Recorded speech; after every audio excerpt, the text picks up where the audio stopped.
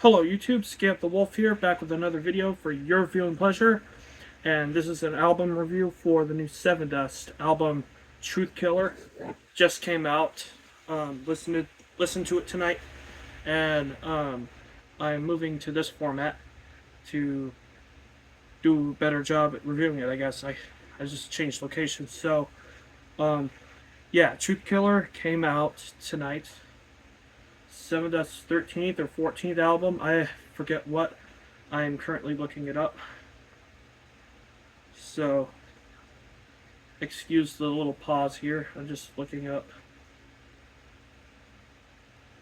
You know, never mind. So, 13th or 14th studio album. Either of those two, I forget. So,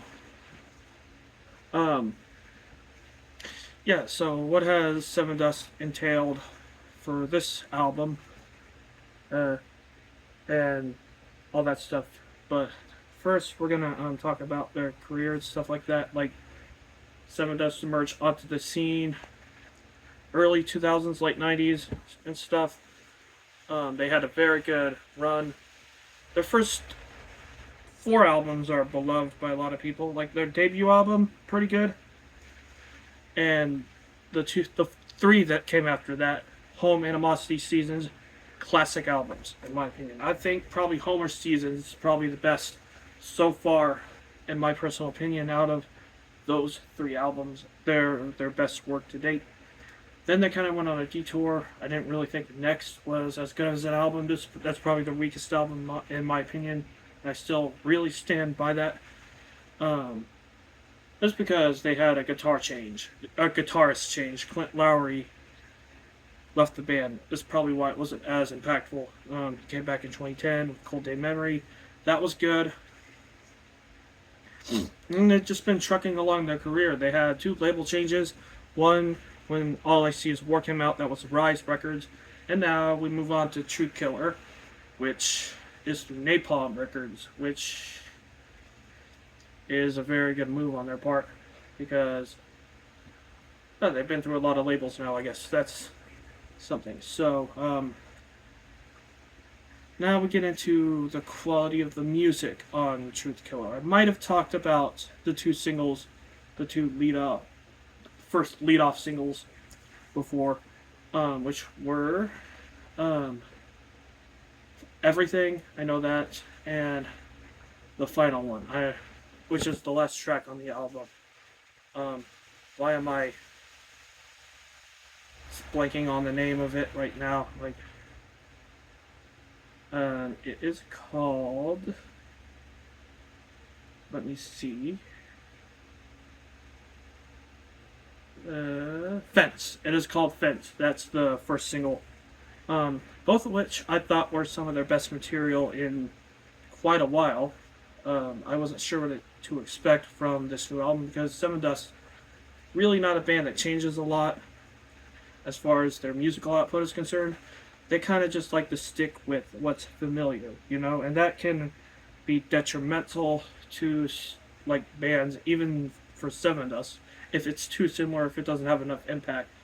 I felt that way with albums like Blood and Stone, Black Up the Sun. So it can happen to Sevendust. They're not immune to it, but like for the most part, they really do a solid job with, you know, like sticking to themselves, but also like having appeal.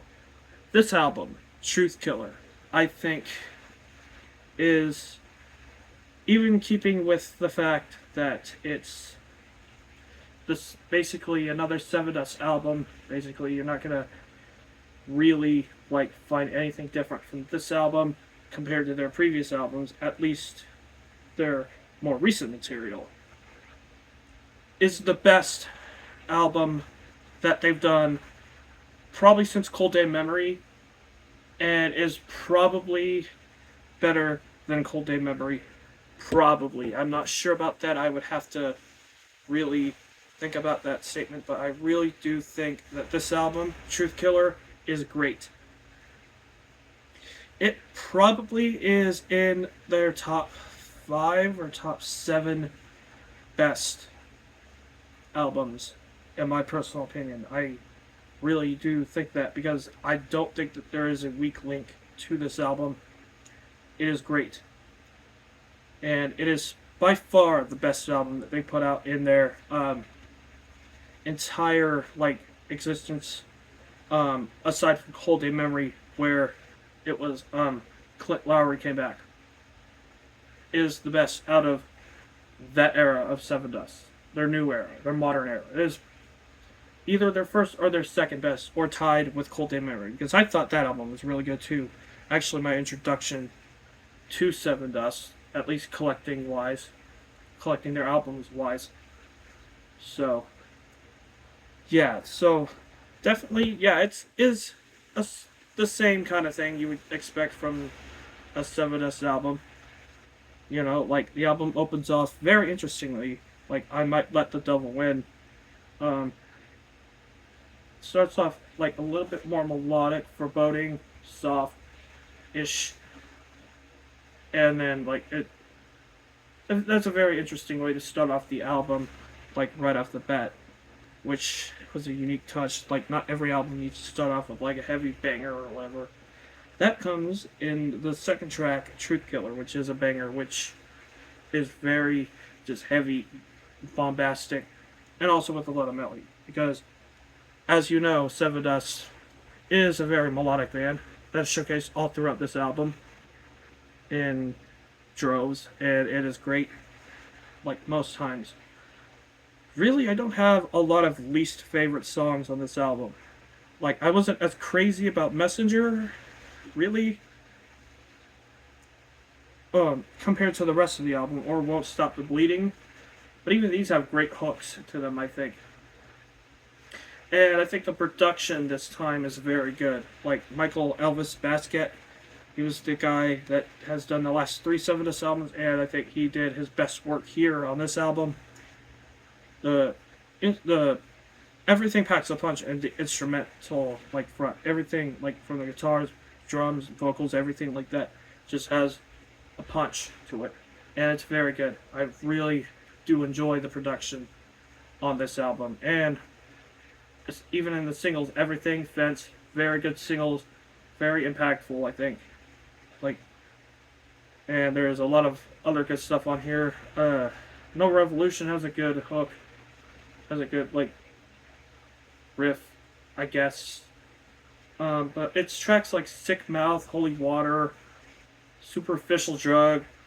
Those tracks, which I think are some of the best on this album, some of the best of Sevendust's modern era, as well as tracks like Everything and Fence. These are very good songs. Superficial Drug is very good. The hook is fantastic on that song. Probably one of the best songs of the year, in my personal opinion. Love and Hate is another one that's really good. Has a really good like opening groove to it, and then it goes into the vocals and everything like that. Hook there is good. And overall, the hooks on this album are all very good, I think. Like I said, there isn't really a weak link to the album, so I don't have any like cons to it necessarily. Like, it's a very fulfilling album. It's a very impactful album, I think, if you're a fan of Sevendust. And it's surprising that this album is pretty good, because I went into this album expecting another Sevendust album, and that's what I got, so I wasn't let down by that. I wasn't let down by the fact that it's a Sevendust album, because, one, I knew that's what it was. But what I'm trying to say is, I was thinking it was going to be like Blood and Stone, where yes, it was the same kind of Sevendust album, but it basically was just songs that they've done before. It didn't have like passion or whatever. It just felt like a carbon copy B-side-esque album or whatever. And that's not what I got from Truth Killer. Like, I got a very good album in that sense. Like, and it proves to me that Sevendust can really do well when they're just being Sevendust. And that's not often that I say that about bands, because a lot of bands do try to say the same. Look at August Burns Red. That really hasn't panned out for them on their album Death Below. That definitely didn't pan out. Um, there's a couple other bands I can think of that have like stayed the same and that have like stayed on a similar route throughout their career.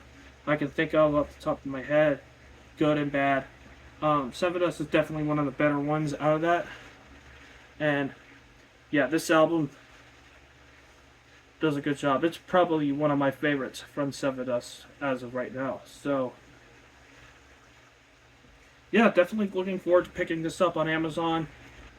Definitely looking forward to that. Adding this to the Sevendust collection, because I have a ton of Sevendust albums in my collection, and this would fit nicely with that collection. So, I'm weighing like the rating score here. Like, I'm kind of like divided between 8 or a 9 on this.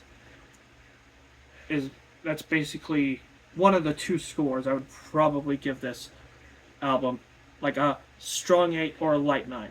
Probably a strong 8, because I would envision a 9 would be like more, a little bit more mind blowing. I don't think this album is on the level that a 9 would probably entail, but this is still a very fantastic album that I definitely recommend you all pick up if you're a fan of Sevendust. I mean, there's a lot of fans of Sevendust out there, so definitely go pick this album up. Definitely listen to the songs, support it, whatever. So, yeah, that's basically it for my review. Of course, there's always a comment section. Leave your thoughts down in the comments section down below where my finger is pointing. This is Scamp for Both, signing out. Take care.